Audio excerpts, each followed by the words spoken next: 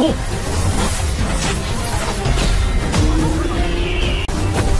教你做人。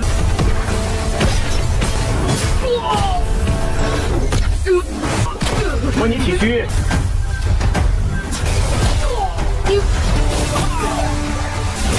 来来，妹妹表演。哎呀，我这个屁！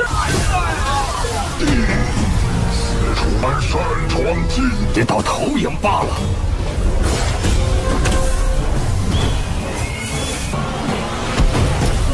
你却不讲武德，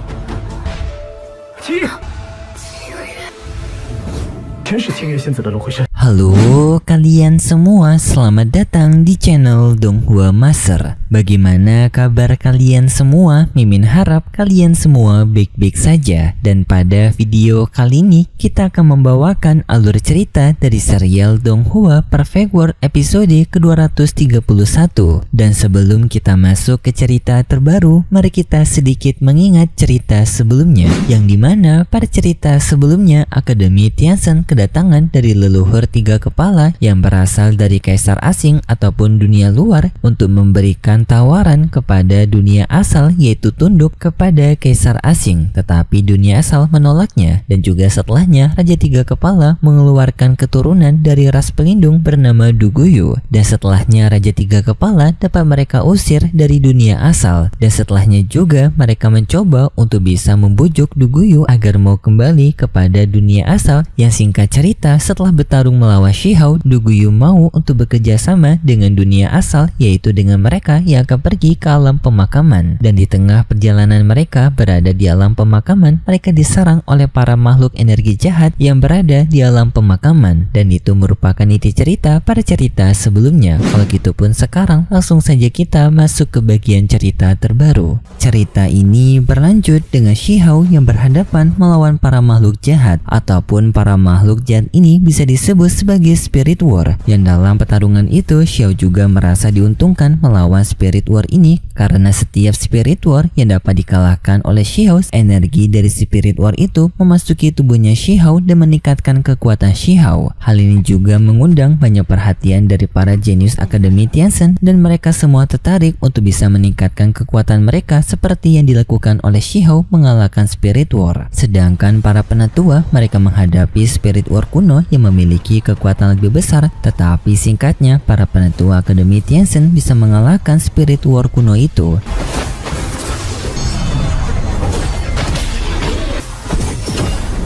Dan setelahnya penatua Akademi Tianzhen menghancurkan kapal dari Spirit War tersebut, yang setelah kapal itu dihancurkan adanya sebuah benih kekuatan jiwa, yang langsung pun Xiao segera untuk mencoba mendapatkan benih kekuatan jiwa tersebut, yang juga para murid lainnya dari Akademi Tianzhen mereka juga mencoba untuk mendapatkannya dengan mereka mencoba untuk menyerang Xiao.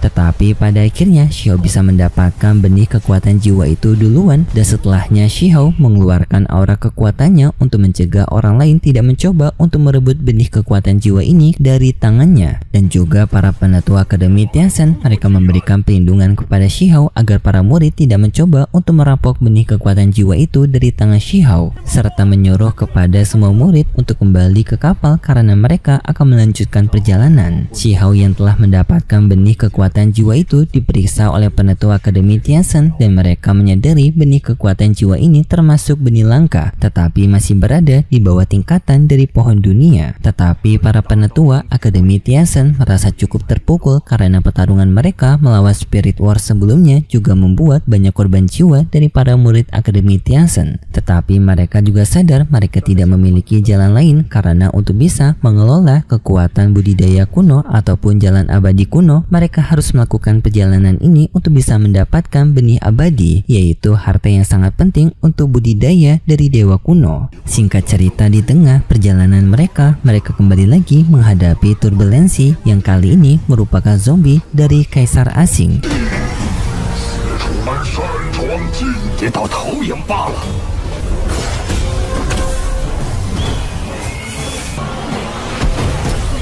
Ya singkatnya, penetua Akademi Tianzhen bisa mengusir kaisar asing itu dengan serangan harta Phoenix-nya. Dan setelah itu tiba-tiba saja mereka melihat adanya pohon emas raksasa yang di sana mereka mengetahui kalau pohon ini merupakan pohon dunia. Shihao yang melihat pohon emas ini juga teringat bahwasannya ia dulu waktu berada di dunia bawah juga pernah melihat pohon seperti ini. Penetua Akademi Tianzhen yang melihat pohon dunia ini menyadari bahwasannya pohon dunia ini sekarang berada di alam pemakaman untuk mencoba menyerap kekuatan kuno yang berada di alam pemakaman, yaitu untuk melakukan evolusi. Yang bisa disimpulkan pohon dunia yang berada di hadapan mereka sekarang merupakan pohon dunia yang masih berada di tahap pertumbuhan. Dan untuk bisa menyelesaikan evolusi itu, maka pohon dunia ini perlu mendapatkan kekuatan kuno seperti dari naga senjati ataupun burung kunpeng. Dan di pohon dunia itu mereka juga melihat adanya sosok wanita, yang sosok wanita itu melihat ke arah Shihao.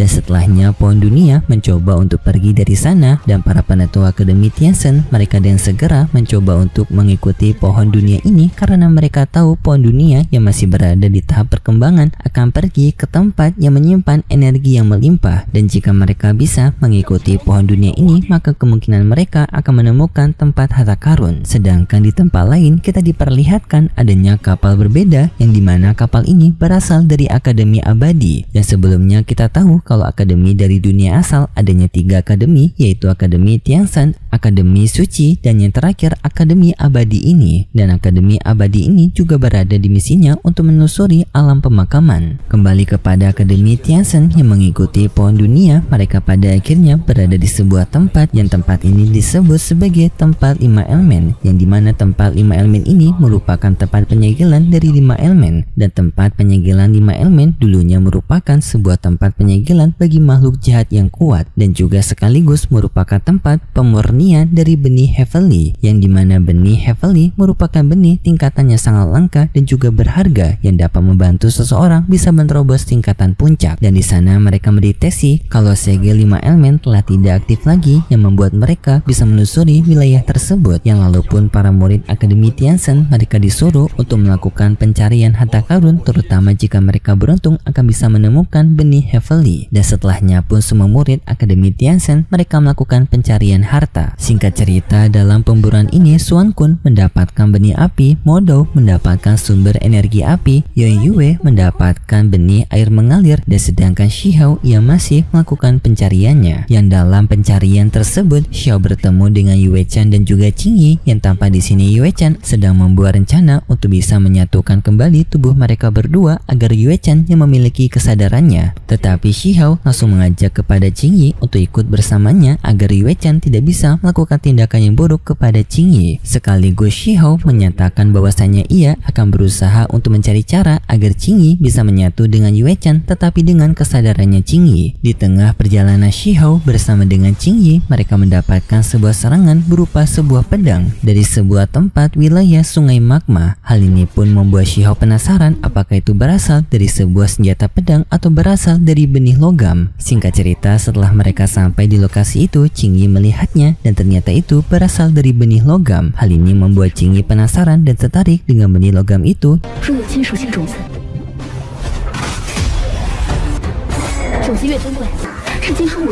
Tetapi di saat mereka ingin mendapatkan benih logam itu, mereka tiba-tiba saja mendapatkan serangan dari para penjaga benih logam. Dan hal ini semakin membuat mereka yakin kalau benih logam ini merupakan benih yang kuat. Karena jika benih dao semakin kuat, maka akan adanya para penjaga yang melindungi benih dao ini. Singkatnya, Shihao menggunakan kekuatannya mengalahkan para penjaga benih dao itu, yang singkatnya mereka mendapatkan benih dao itu, yaitu benih logam. Yang benih logam itu diberikan kepada Qingyi, dan di sana Qingyi dapat menyerap benih logam itu karena sesuai dengan kekuatan api bulan hijaunya Qingyi. Hal ini pun membuat Shihao penasaran kenapa Qingyi bisa menyerap kekuatan itu dengan sangat mudah, membuat Shihao curiga bahwasanya Qingyi ini memiliki hubungan yang erat dengan peri Qingyue alias kekuatan asal dari api bulan hijau. Tetapi di saat itu tiba-tiba saja adanya serangan panah mengarah kepada mereka, yang untungnya Shihao dan juga Qingyi bisa menghindari serangan tersebut tersebut dan serangan itu berasal dari murid Akademi Abadi yang bernama Wutai. Dengan di sana Wutai juga tertarik dengan kecantikannya Qingyi dan menggoda Qingyi untuk ikut bersamanya dengan naik ke atas dari kapal abadi mereka. Shihao yang jengkel karena serangan tersebut langsung membalas kepada Wutai, yaitu dengan serangan panahnya juga, yang serangan tembakannya Shihao mengenai Wutai sampai membuat armornya Wutai terlepas, dan di sana Shihao mengambil armornya Wutai.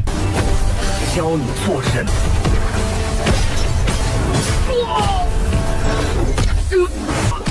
模拟体虚。 Dan setelahnya Shihao menghajar Wutai kembali. Hal ini membuat Wutai kesal dan Wutai menyuruh kepada Shihao untuk menyerahkan kembali armor tersebut karena armor itu bukan miliknya, melainkan milik dari seseorang yang disebut sebagai Raja Kecil. Shihao tidak mau mengembalikannya. Shihao tetap mengajar Wutai sampai membuat Wutai kembali ke tempat dari kapal abadinya. Yang di sana banyak murid dari Akademi Abadi juga ikut marah kepada Shihao karena telah menyerang anggota mereka dan juga sekaligus menyuruh Shihao untuk mengembalikan armor milik Wutai karena armor itu milik orang lain yang disebut sebagai Raja Kecil. Shihao tidak mau untuk menyerahkannya, yang lalu pun para murid-murid Akademi Abadi mereka maju menyerang Shihao. Untungnya Shihao yang sendirian mampu melawan mereka semua. 来来，妹妹表演。哎呀，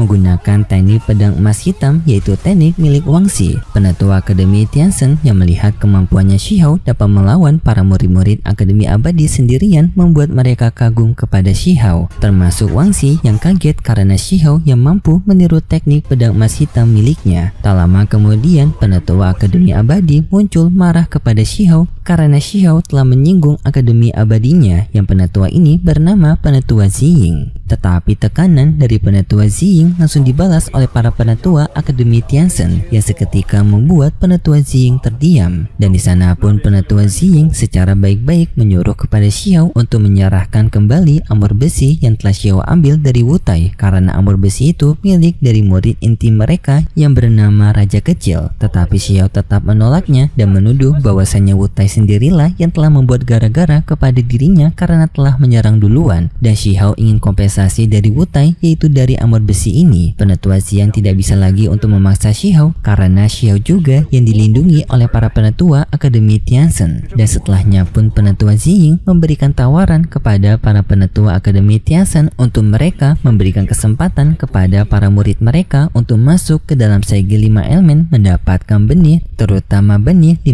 elemen Heavenly penyegel makhluk jahat. Tetapi Penatua Ziying memperingatkan bahwasannya segel 5 elemen merupakan segel yang sangat berbahaya yang diperlukan murid kuat untuk bisa memasukinya, yang minimal berada di ranah Dewa Surgawi. Akademi Tianzhen menerima tawaran tersebut, dan setelahnya pun terjadi persaingan antara Akademi Tianzhen dan juga Akademi Abadi untuk memperebutkan harta-harta yang berada di dalam segel 5 elemen. 天神书院 Yang singkatnya, perebutan harta di sana berlangsung sangat lama dan juga para pihak masing-masing mendapatkan harta yang tinggi. Tetapi Akademi Tianzhen yang jauh lebih banyak mendapatkan harta yang berharga. Dan singkatnya, di suatu pertarungan, Shihao melihat Qingyi yang mengeluarkan kekuatan dari api bulan hijaunya, yang di saat itu Qingyi melihat bayangan dari peri Qingyue. 却不讲武德。七，全是清月仙子的轮回身。 Yang hal itu pun membuat Shihao kaget, dan di sini pun Shihao telah mengira dan juga memastikan kalau kemungkinan besar Qingyi merupakan penerus dari peri Qingyue. Dan setelahnya mereka kembali dalam perebutan harta itu, tetapi dalam perebutan harta itu tiba-tiba saja di lembah kuno muncul sebuah cahaya emas yang bersinar sangat terang, dan di sana mereka menduga kalau tempat tersebut merupakan lokasi dari benih 5 elemen surgawi. Tetapi sayangnya setelah itu ceritanya bersambung dan berikut cerita selanjutnya di minggu depan besok. Pada cerita selanjutnya kita diperlihatkan dengan berada di lembah kuno, yang di sana tampak Duguyu ingin mencoba untuk membuka sebuah mural kuno yang diduga Duguyu memiliki jawaban mengenai garis keturunan dari ras pelindungnya. Tetapi di saat Duguyu yang mengaktifkan mural tersebut, tiba-tiba saja adanya makhluk dari kaisar kuno yang bentuknya seperti monyet merah, yang singkatnya monyet merah ini akan menjadi musuh mereka pada bagian ini, yang terjadilah pertarungan pertarungan. Semua orang telah mencoba untuk melawan monyet merah ini, tetapi kebanyakan dari mereka semua kalah, dan di saat Shihou mencobanya, Xiao bisa melawan monyet merah itu sampai membuat ia ketakutan. Dan monyet merah itu mencoba untuk melarikan diri, dan mereka pun mengejar monyet merah itu dengan mereka yang memasuki wilayah kuno. Dan itu cerita yang akan kita lihat nanti untuk episode selanjutnya di minggu depan besok. Dan seperti biasa, Mimin mengingatkan kalau cerita ini merupakan dongeng fiksi yang hanya bertujuan sebagai penghibur saja yang berasal dari karangan novel. Dan jika kalian suka dengan video kali ini, bisa beri like serta subscribe, dan sampai jumpa di video selanjutnya. See ya! 请攻！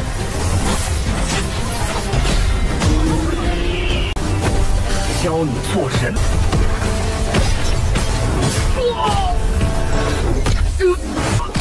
模拟体区